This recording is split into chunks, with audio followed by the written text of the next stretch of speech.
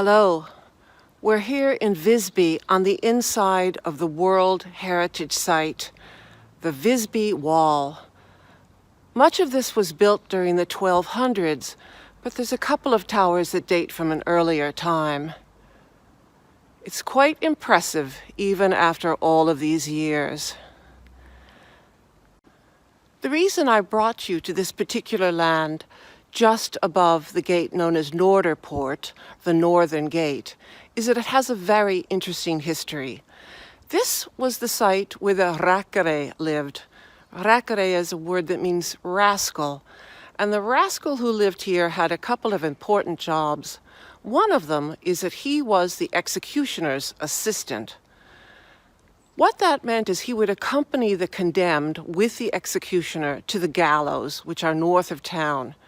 This was, as you can imagine, a pretty dangerous job because most men going to execution do not go willingly, and that could become quite violent for the executioner and his assistant. The Rackare then, after the man was hung, had the task of cutting him down. I don't know if he actually buried the condemned out by the place of execution. There are some shallow graves in which they found old bones. But one thing he did do involving the dead was to act as the knacker. A knacker is an individual who picks up the dead bodies of animals which have accumulated in the streets during the night. For example, horses and cows who died of old age, oxen who died from overwork, possibly cats and dogs that died suddenly from distemper or other diseases. It sounds like a disgusting task, but nothing was wasted in those days. Dead animals held real value in that they could be rendered into all sorts of useful elements. Imagine that his house was maybe right about here, and his appropriate fires there.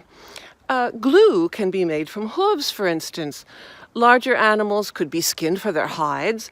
Bones could be fired and ground for bone meal.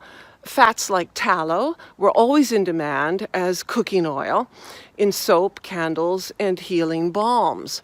So there was always a way to profit off of this otherwise unsavory task that the knacker did. So it's a very atmospheric and pretty place now, but if you think back 800 years, maybe it didn't smell so sweet.